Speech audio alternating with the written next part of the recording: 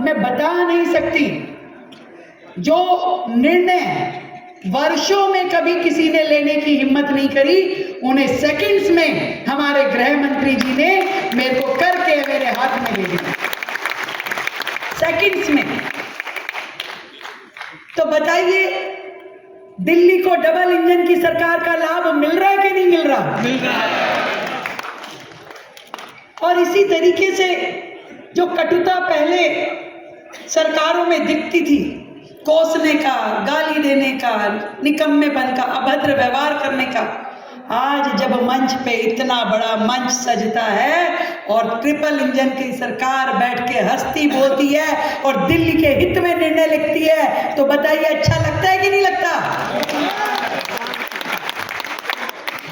ये आपके द्वारा दी हुई ताकत है, जो एक विजन के साथ मिशन मोड पे लगातार काम कर रही है।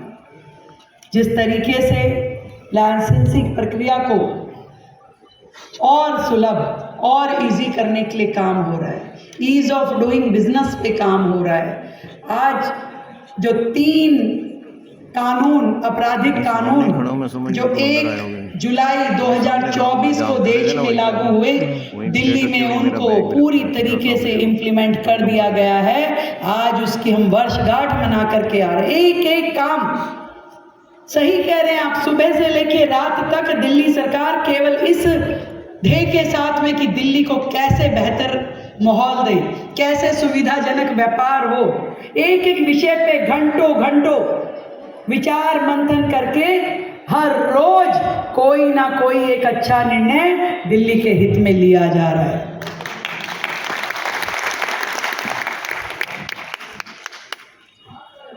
केवल रोजाना का अखबार पढ़ लिया करो, रोज एक नई पॉलिसी फॉर्मेशन, रोज एक रिफॉर्म, रोज एक नई सुविधा दिल्ली के लोगों को दी जा रही है, और वो भी पूरी तरीके से पारदर्शी, भ्रष्टाचार मुक्त, कहीं से कहीं तक लीकेजिस का इतना सा भी कोना आपको कहीं दिखाई नहीं देगा। रेखा गुप्ता। और जिस तरीके से आपने कावड़ की बात करी प्रवीण जी, पहले सरकारों में क्या होता था? सबसे बड़ा भ्रष्टाचार का अड्डा ये धार्मिक संस्थाओं को सुविधा देने के नाम का होता था।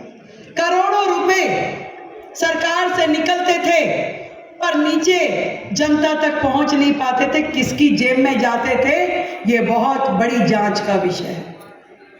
धार्मिक आयोजनों में भी काम की नहीं दाम की चिंता करती थी सरकार। पहली बार ऐसी सरकार आई है जो केवल और केवल ये सोचती है, जो मोदी जी का विजन है कि यदि सरकार की जेब में से 100 रुपए जा रहे हैं तो 100 के 100 पूरी तरीके से जनता तक पहुंचने चाहिए, कोई एक पैसा भी बीच में से लेने की हिम्मत ना करे। सारी योजनाओं को पूरे पारदर्शी तरीके से लेके आया जा रहा है। हर प्रकार से जो सरकार काम कर रही है, एक एक पॉलिसी। अभी एक और खुशखबरी देती हूँ, फैक्ट्री वाले, फैक्ट्री लाइसेंसिंग की प्रक्रिया से बहुत जल्द हम एमसीडी को हटाने वाले हैं।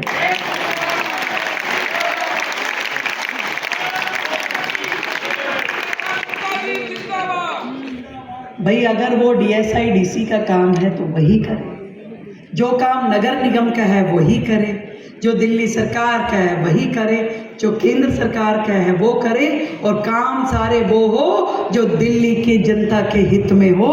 इसलिए वो सारे काम हो। छोटी छोटी चीजों के लिए दिल्ली परेशान थी।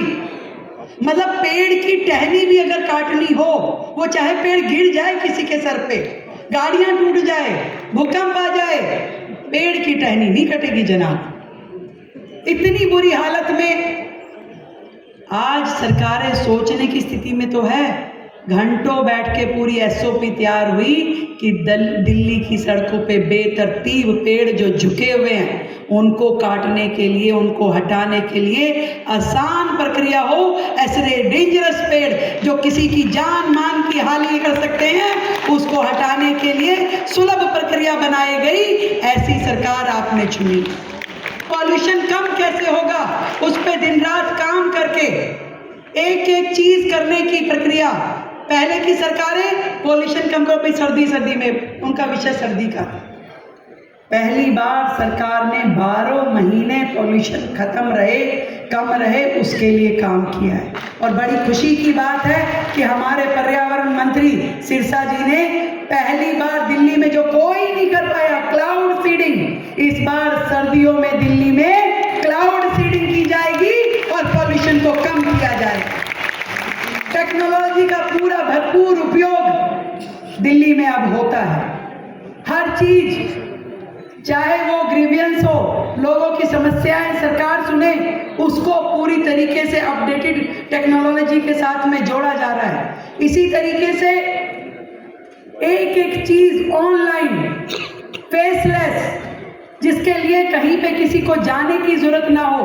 और आपने जो मुझे मनुहार दी है ना सांसद जी,